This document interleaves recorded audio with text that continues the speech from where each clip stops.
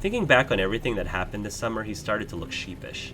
Cliff scratched the side of his head, and an awkward chuckle escaped Cove. There were ways it could have done smoother. I'm still keeping that in mind for the future. Alright. Good for you, Cliff, and I'll be trying harder to stay more in the loop. You watched as Cove smiled softly at both his parents, and you felt relieved seeing how much the whole family had come together since you first met them. Despite any underlying troubles, love was still there. After that, it wasn't long before the taxi arrived, rolling up in front of the house and in clear view of the open door. Kyra stood up, smiling sadly. Well, that's my ride. Yeah. The matching reply got a chuckle out of Kyra as you all filed out of the house. Father and son went with Kyra's bags in hand. Once outside, you spotted your family waiting by the street, and to your surprise, Derek was also with them. Oh yeah, Derek! I've missed him! He stood uncomfortably, and he waved as soon as you noticed him. What's up? Hi, hey, Vaughn. Hi, Cove. When did you get here? My dad dropped me off just a little bit ago. Thought I could visit one more time before school started. Sorry. You picked a busy time. Sorry. Derek couldn't even look at Cove. He nervously kept rolling a pebble with the bottom of his shoe. Sorry. I wasn't even thinking that your mom would be leaving today. I'm sorry, dude. What? You're not interrupting anything? You're always welcome here. It would have been sad if I didn't get to say goodbye before leaving. I think so, too. It was apparent Derek would have preferred to have gotten there at a more opportune moment. He never liked seeming impolite, but the reassuring words soothed his worries. I love Derek. The tension he was holding in his body lessened, and he looked like he was feeling much more like himself. Bye, Derek. It was fun getting to know you. Bye, ma'am. Is there anything I can do to help? He's so thoughtful. I love how thoughtful Derek is. Nah, don't worry yourself over that. We're just about set. In that short amount of time, Cliff had gathered and packed the bags to the trunk. Kyra took one last look at everyone and sighed. All right, I don't want to keep the driver waiting. It's time to head out. The little crowd that had formed around started their chorus of farewells and well wishes traveling, but Kyra still made no move to get into the taxi. She placed her attention on Cove. I'll call when I get to the airport and when I make it to Nevada. Also, you better call the moment you walk in the door at home. Otherwise, we'll be wondering all night if you got into trouble on the way there. I can do that. And could you call tomorrow too, so I can tell you how school went? Of course, I want to hear all about it. Kyra put a hand on Cove's head and affectionately ruffled his hair one last time. She then let go, only to move into squeezing his cheeks in her hands instead. Mom, I love you so much, baby. She was chuckling by the time she freed him and rounded things off with a small tap on the tip of his nose. Cove rubbed at his face with a grin. Finally, she walked to the car while waving and took her seat in the taxi. Cliff hooked an arm around Cove's shoulder and kept him close as it began to pull away. For a moment, Cove looked up at his dad and then wrapped his arm around his back. Aww. Bye, Mom. Bye. Travel safe. Kyra rolled down the window and stuck her head out of it. She waved again while blowing kisses at Cove and Cliff. See you again. Before she was out of sight, you decided to call out with your family and hers, wave goodbye, watch quietly. Yeah, I'll call out with your family and hers. As you added your voice to the others, you watched Kyra's smile grow larger. The cab turned down another road and completely disappeared from view. Cove let go of his dad and took a few steps out into the empty street, still looking in the direction of his mom went. He smiled quietly, deep in thought. You got the impression Cove was feeling better than he was earlier. He was finally content with the way things were. You jumped a bit when your mom put a hand on your shoulder, pulling you away from your thoughts. She smiled when you looked at her. This was a great vacation, huh? Yeah, I don't think so. You nodded in agreement. You shrugged. I don't know. Summer isn't over until the second I fall asleep. Yeah! That's what I was hoping to hear. Cove walked back over to the group, still genuinely happy. Derek grinned at him welcomingly, and everyone else there smiled at him, even Elizabeth. Well? Ma clapped her hands together, bringing everyone's attention back to the present. It's almost lunchtime. I think I'll put something special together. Her eyes sparkled with a plan, and Mom smiled. I bet you could use some help with that. That'd be absolutely wonderful. Derek glanced between the two, his eyebrows furrowed. Is there something I could do? Your mom exchanged a fond expression. Ma shook her head. Sweet. That's very sweet, Derek, but it's alright. It's not your job.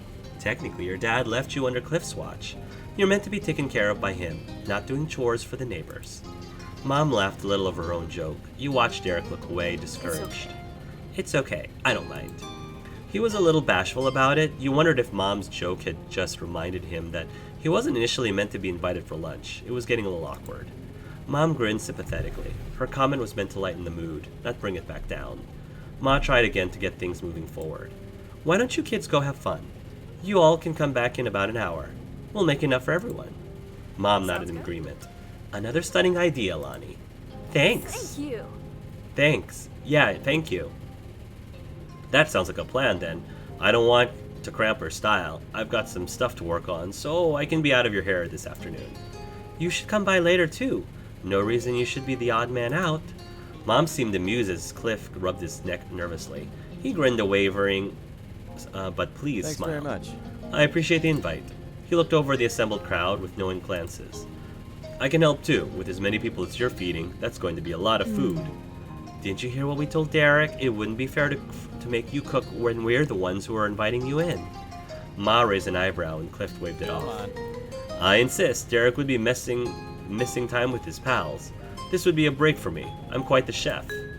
Ma and Mom exchanged further glances before Mom shrugged. An airtight argument.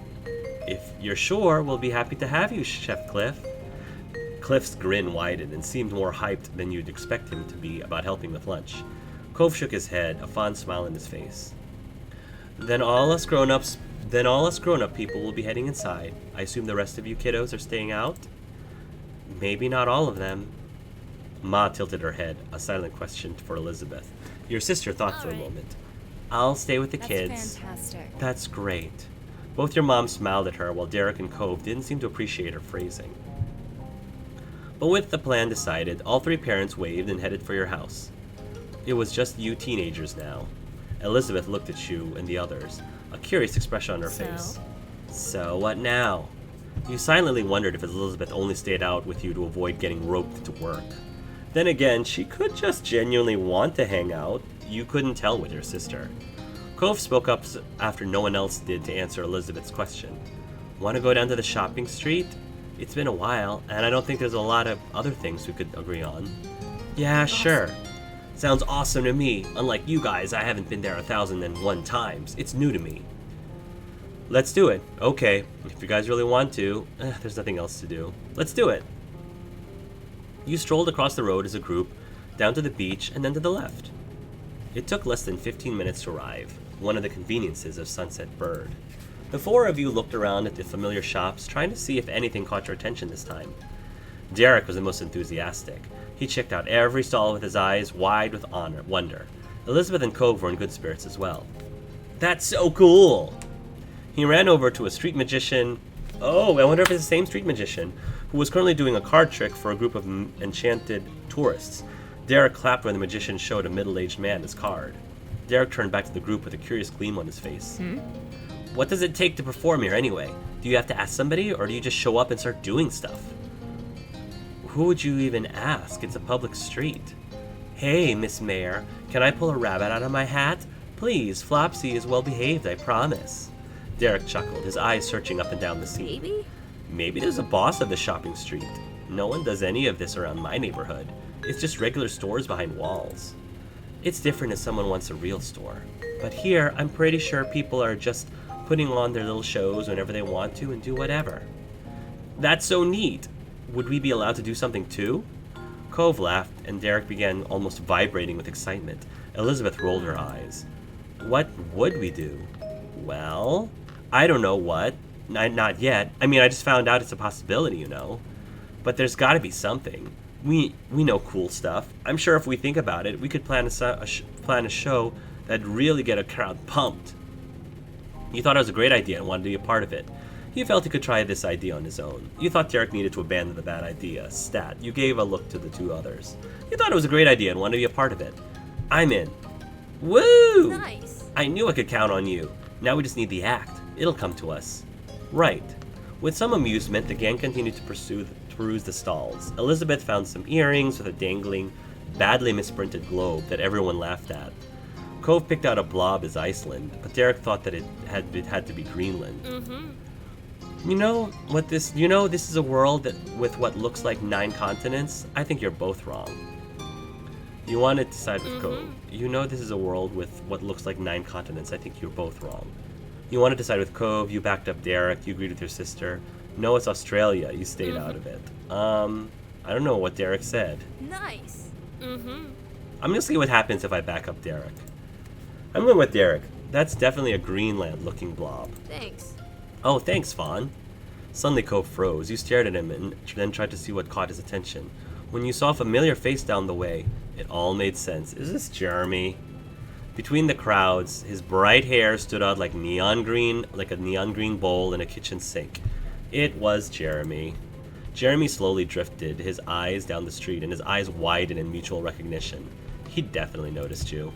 Derek frowned, and Cove tensed up. You couldn't help but remember the last time you'd seen Jeremy at Miranda's birthday party. No wonder Cove was already defensive. You stood there shocked. You glared at Jeremy. You waved at Jeremy. You decided to smile at Jeremy. I would just look away. I would not even give him any attention. You looked away. You didn't want to even start with Jeremy's shenanigans today. I'm not even gonna, no. Not even going to. If I could avoid his presence, or avoid his, if I could just pretend that he's not there, I think that would be the best thing for both of us. Elizabeth raised an eyebrow. Her gaze swept over Jeremy without a hint of a clue. Ooh, I'm curious to see how Jeremy would fare against Elizabeth, or what Elizabeth would say to Jeremy. I actually would want to approach him just to see that. Jeremy simply scoffed to himself and waded deeper into the crowd of people. Derek relaxed and exhaled loudly. I'm glad he's not going to start anything. He peeked over at Elizabeth with a tiny smirk. See, that was the mean kid. What? Huh? She still didn't get it. That first summer day hadn't made nearly as much of an impression on her as it did for Derek's. But he smiled and waved it off. Just forget about him. I already have. He laughed and Cove smiled lightly. He seemed in a much better mood now that Jeremy was gone. Your eyes wandered over to where Jeremy disappeared. You hadn't forgotten the day you met him either. He was only going to be in town for a vacation with the parents he hated. That glimpse was probably the last time you would ever see him. You mentioned that realization to everyone. You kept that thought to yourself. You broke from the group and went after Jeremy. You mentioned that realization to everyone. Jeremy's probably gone for good now. It's time for him to go back to wherever he's from. Yeah, guess we won't have to worry about that guy anymore. I don't know if I would have necessarily said that out loud. I probably would have... realistically, I would have kept that thought to myself. Never mind. I wouldn't have said anything. Elizabeth snapped her fingers in front of your face. Apparently you had spaced out. Cove and Derek were already at the next stall. Come on, unless you want to get left here. You nodded and caught up with the others. Cove raised an eyebrow. What were you thinking about? Nothing. He gave you a searching look, but let it drop when Derek yelled at you to go to check something out. Jeremy was unlike anyone you had never ever met before. You thought he was horrible. You thought he was weird. You thought he was stupid. You thought he was kind of pitiful. You thought he was kind of okay. You didn't know what to think of him. He was kind of pitiful. I felt bad for him. You and the group moved from the stall and from Jeremy. It didn't take long for everyone to return to the joking. You all enjoyed what little time you had left, as Elizabeth mentioned the hour was almost up. The little trip had flown by, and lunch must have been waiting for you now. Derek bounced on the balls of his feet. Hey. Come on, guys, let's get going so we can eat. I'm starving. I'm kind of disappointed that we don't have Lee with us, because Lee was also a major part of this act as well. If we have to, I can't wait. Phew, haven't enough walking around. Homebound, here we go. You nodded silently. Okay. I'm starving, yeah. You nodded. Homebound, here we go. You nodded silently. Phew. I can't wait. Cove stretched out one of his arms lazily. Let's go then. You looked at him appraisingly.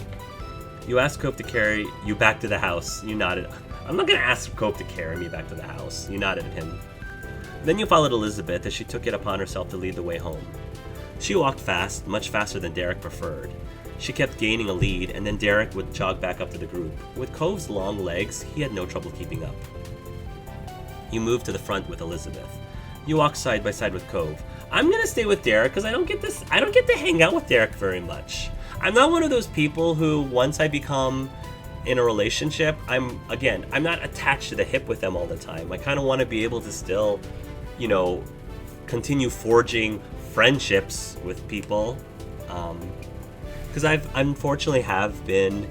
had very close friends, really, really cool, close friends, that kind of stopped hanging out with us because they had a very possessive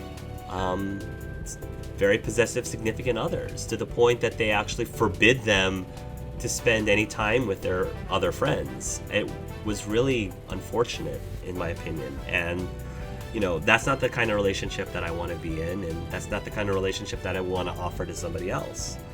So you stayed with Derek. You gave Derek some company, which made him brighten up considerably. He brought up his ideas of trying to make up a performance again, and you listened to his plans. For the most part, you could tell he was being silly on purpose, but there was a shine in his eyes. You both got so engrossed in conversation that you didn't notice how far you'd fallen behind your sister until Cove looked over his shoulder and shouted something. Derek grinned at you and then tried to make it a race to catch up with Elizabeth. It was a pleasant walk home, and in no time, you made it back. Derek got to the front door and held it open for everyone as you each moseyed inside. I love how chivalrous and how thoughtful and how polite Derek is. Such a good boy. Such a good guy. The three parents were still in the kitchen. They looked up and waved. Welcome back, everyone. You made it just in time. I hope you're hungry. So, did everyone have a nice time out? She gestured for people to take a seat at the table. Plates and silverware had already been placed out. You took your normal seat, Elizabeth sat across from you, and Derek took the seat to your left. Cove sat on your right. Buddy blushed a little and began fidgeting with his silverware. His dad was the first to pick up on his extra awkwardness, but your moms weren't far behind. The parents shared looks at Cove's reaction. It seemed that he was struggling with how to act normal around his dad or your parents, or both, after what happened between the two of you upstairs. Oh yeah, we had a great time. It was fine. I had fun. I really liked it. It was okay, I guess. Yeah, the bank heist went off without a hitch. I don't know. I would say I really liked it. That's good in my book. Casually, Mr. Holden sat in the empty seat across from Cove. He smiled at you and all the other kids. Mom set down a platter full of water glasses on the table. She looked down at the gathering. It's a good thing we have 8 chairs. I can't remember the last time we've had a group this big over for a meal. Can you pass the drinks down to the other side? Make sure you all get one. Sure. Those close to the cups obliged and started offering waters around. As you passed Cove his drink, your hands touched. Cove froze. You had already let go, not yet realizing that he was too distracted to function in that moment. The glass fell down to the table, landing with a sharp clatter of glass. The glass fell down to the table, landing with a sharp clatter of glass on the wood. Cove scooted his chair back with a restrained shout. Sorry. I'm sorry. I'll just get a towel or something. He looked around in a frantic panic, as if an object to soak up the water would magically appear if he turned his head fast enough. His dad bit his lip in worry, rising from his own seat. Well... Cove, what's going on? You've been a little out of it today. Did something happen? Cove tensed, frozen again. He stared at the water on the tabletop as if he wanted to sink into it. You spoke up to cover Cove. You blanked on anything that could be said. You admitted what had happened between the two of you. They had to find out sometime. You accidentally blurted it out. No, I'll speak up to cover Cove. If something did happen, you should wait for Cove to want to talk about it. Trying to make him say things in front of everybody wouldn't be good. Mr. Holden nodded slowly. He still seemed worried, but after another look at Cove, he smiled sympathetically. Right. Well said, Vaughn. I'm here when you're ready, son. Of course. Cove breathed a sigh of relief and shot you an apologetic look. You shot him a covert thumbs up. As everything got set up, Ma chided Elizabeth to take her elbows off the table. Now. And you shouldn't slouch. She pointed to Mr. Holden, who was leaning forward with both arms on the table. Oops. Mr. Holden seemed unsure about all the sudden attention and carefully rearranged his posture to something suitable for a fancy dinner. He smiled sheepishly at Ma. Elizabeth rolled her eyes, and Ma gave a level look at her. You shouldn't be impolite to a guest in the house either. Elizabeth groaned, long and long suffering. Ma giggled and Mr. Holden chuckled. Not bad. A lot of you could learn a thing or two from Derek. He has the best manners here. Yeah, I agree. Derek blushed, but it was true. His posture was upright and formal. He even held his fork gracefully. His table manners, on top of all his attempts to aid your parents, made him the model of meal attendee behavior. Aw. It's nothing. It's true. You have been a lovely guest. I've noticed that too. It's always nice when you stay over, Derek. I agree. I want to spend more time with Derek as well. Derek smiled and sat a little taller in his chair. And do you have anything good to say about our other guest? She looked deliberately at Cove with a teasing smirk. Oh, is there just nothing to say? Well, Cove is my number one, but he does still clean his hands by wiping them on his pants. Cove frowned at that and absent-mindedly brushed his hands on his pant legs. Your mom's laughed lightly.